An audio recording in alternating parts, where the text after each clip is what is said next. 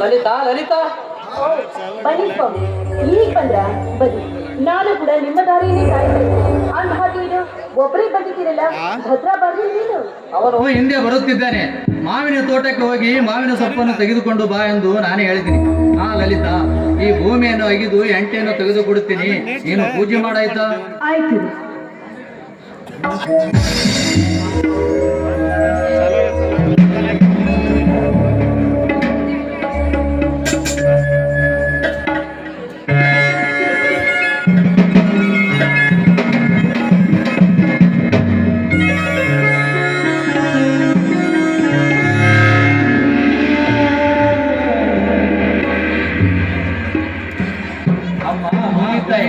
ನಿನ್ನ ನಂಬಿಕೊಂಡಿರುವ ರೈತರಿಗೆ ಚಂದನ ಬೆಳೆ ಬಂತು, ರೈತರ ಆತ್ಮಹತ್ಯೆ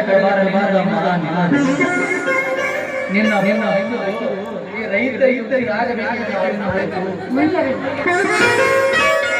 ಈ ರೈತರಿಗೆ ಆಗಬೇಕು ಆ ಉಸಿರನ್ನು ಕಳೆದುಕೊಳ್ಳುವ ಹಾಗೆ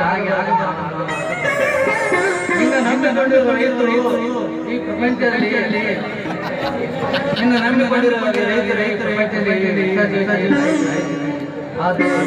ಇನ್ನೂ ಜನ ನಿನ್ನನ್ನು ಬೇರೆ ಮಾಡಿ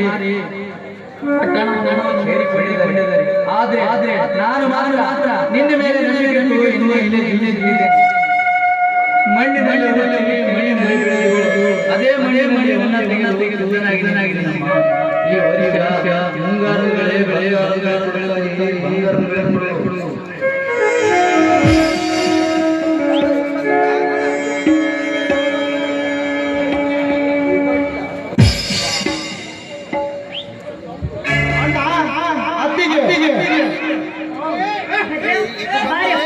ಈಗ ಬಂದ್ಯಾ? ಒಳ್ಳೆ ಸಮಯಕ್ಕೆ ಬಂದೆ. ಬನ್ನಿ, ಎಲ್ಲರೂ ಸೇರಿ ಆ ತಾಯಿಯ ಪೂಜೆಯನ್ನು ಮಾಡೋಣ. ಆಯ್ತು ಅತ್ತಿಗೆ.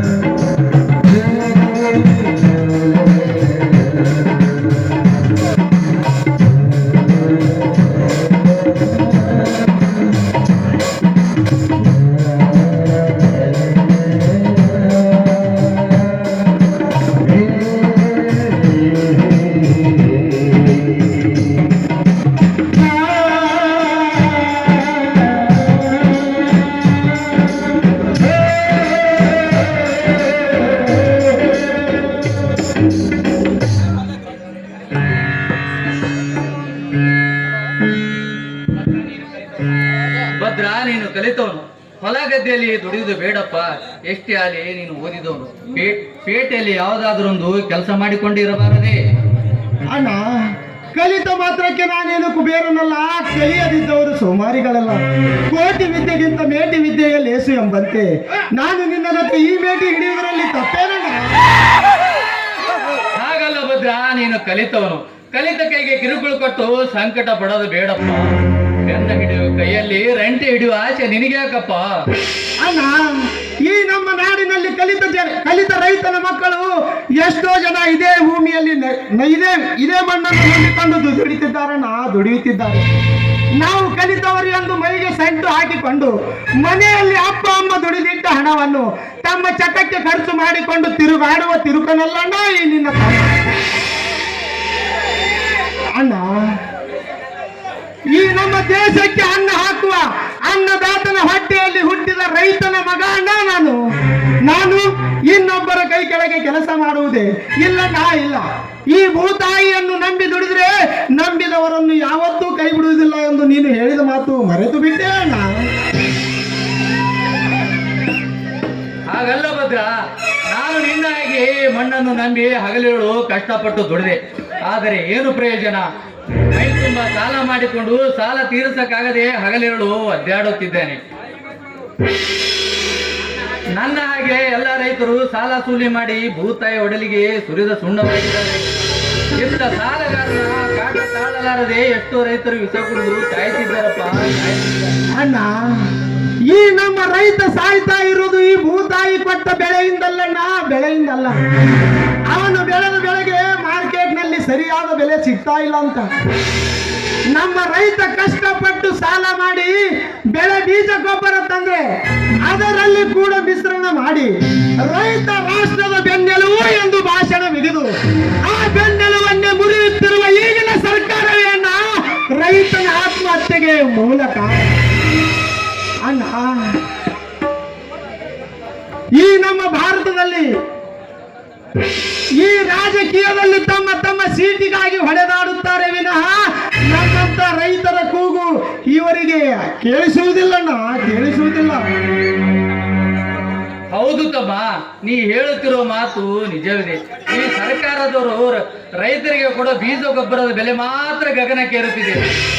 ಆದರೆ ನಮ್ಮಂತ ರೈತರು ಬೆಳೆದ ಬೆಳೆಗೆ ಬೆಲೆ ಇಲ್ಲದಂತಾಗಿದೆ. ಇದೇ ರೀತಿ ಮುಂದುವರಿಯುತ್ತಾ ಹೋದರೆ ನಮ್ಮಂತ ರೈತರು ಬದುಕುವುದಾದರೆ ಹೇಗೆ? ಹೌದು, ನೀವು ಹೇಳೋ ಮಾತು ನಿಜ. ಈಗಿನ ಕಾಲದಲ್ಲಿ ಬಡ ರೈತನ ಮಕ್ಕಳು ಎಷ್ಟೇ ಓದಿದ್ರು ಕೂಡ ಸೋಮಾರಿಗಳಾಗಿ ತಿರುಗ್ತಾ ಇದ್ದಾರೆ. ಅಂಥವ್ರನ್ನ ಗುರುತಿಸಿ ನೌಕರಿಯನ್ನು ಕೊಡಿಸ್ಕೊಟ್ಟಿದ್ದು ನಿಜವಾದ್ರೆ ಬಡತನ ಎನ್ನುವುದನ್ನ ಹೋಗ್ಲಾಡಿಸಬಹುದು ಅಲ್ವೇನ್ರಿ? ವಿದ್ಯಾರ್ಥಿಗಮ್ಮ, ನಿಮ್ಮ ಮಾತು ಈಗಿನ ಸರ್ಕಾರ ನಾವು ಕೊಡುವ ಲಂಚಕ್ಕೆ ಬೆಲೆ ಕೊಡುತ್ತೇವೆ ವಿನಃ ನಾವು ಕಲಿತ ವಿದ್ಯೆಗೆ ಬೆಲೆ ಇಲ್ಲದಂತಾಗಿದೆ ಈ ಸಮಾಜದಲ್ಲಿ. ವಿದ್ಯೆ ದುಡ್ಡೇ ದೊಡ್ಡಪ್ಪ, ವಿದ್ಯೆ ಅದರಪ್ಪ ಅನ್ನುವ ಗಾದೆ ಮಾತು ಬದಲಾಗಿ ವಿದ್ಯೆ ಕಲಿತವನಿಗೆ ಬುದ್ಧಿ ಇಲ್ಲ, ರಾಜಕೀಯ ಮಾಡುವವನಿಗೆ ಬಡತನವಿಲ್ಲೆಂಬಂತಾಗಿದೆ ಈಗಿನ ವಿದ್ಯಾವಂತರ ಪರಿಸ್ಥಿತಿ. ಸತ್ಯ ನಿನ್ನ ಮಾತು. ವಿದ್ಯೆ ಇಲ್ಲದವನ ಬಾಳು ಹದ್ದಿಗಿಂತಲೂ ಕೀಳಿ ಅನ್ನೋ ಮಾತು ಬದಲಾಗಿ ವಿದ್ಯೆ ಕಲಿತವನ ಬಾಳು ಹೆಸರಿಗತ್ತಕ್ಕಿಂತಲೂ ಕೀಳಿ ಅನ್ನೋಗಾಗಿದೆ. ಈಗಿನ ವಿದ್ಯಾವಂತರ ಪರಿಸ್ಥಿತಿ ಹೊಟ್ಟೆಗೆ ಹಿಟ್ಟಿಲ್ಲದಿದ್ದರೂ ಕಷ್ಟಪಟ್ಟು ಓದಿ ಭೂಮಿಗೆ ಭಾರವಾಗಿ ಬದುಕುತ್ತಿರುವ ನಮ್ಮಂತ ನಿರುದ್ಯೋಗಿಗಳ ಸಂಖ್ಯೆ ಹೆಚ್ಚಾಗಿದೆ ನಮ್ಮ ಭಾರತದಲ್ಲಿ.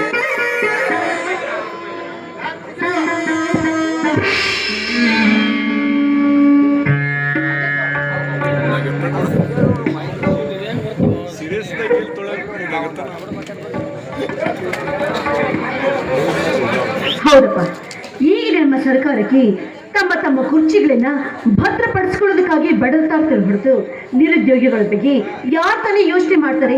ಆ ರೀತಿ ಯೋಚನೆ ಮಾಡೋದಕ್ಕೆ ಅವ್ರಿಗೆ ಸಮಯ ತಾನೇ ಎಲ್ಲಿಂದ ಬರುತ್ತೆ? ಹೌದು ಲಲಿತಾ, ಈಗಿನ ರಾಜಕೀಯ ರಾಯಭಾರರು ಜಾತಿ ಎಂಬ ಆಧಾರದ ಮೇಲೆ ನಿಂತು ಹೊಯ್ದಾಡುತ್ತಿದೆ. ಇದು ನನ್ನ ದೇಶ, ಇದು ನನ್ನ ನಾಡು, ಇದು ನಮ್ಮ ಊರು ಅನ್ನುವ ಬದಲು ಇದು ನಮ್ಮ ಜಾತಿ, ನಮ್ಮ ಪಕ್ಷ ಎಂದು ನಾವೇ ಹೊಡೆದಾಡುತ್ತಿದ್ದೇವೆ. ಇದು ನನ್ನದು, ಇದು ನನ್ನದು ಎಂದು ಬಾಳಿದಿರಯ್ಯ, ಇದು ನಮ್ಮದು ಎಂದು ಬಾಳಿರಯ್ಯ. ಬಸವಣ್ಣನವರು ಹೇಳಿದ ಮಾತನ್ನು ಅರಿತು ನಾವು ಬಾಳಬೇಕು.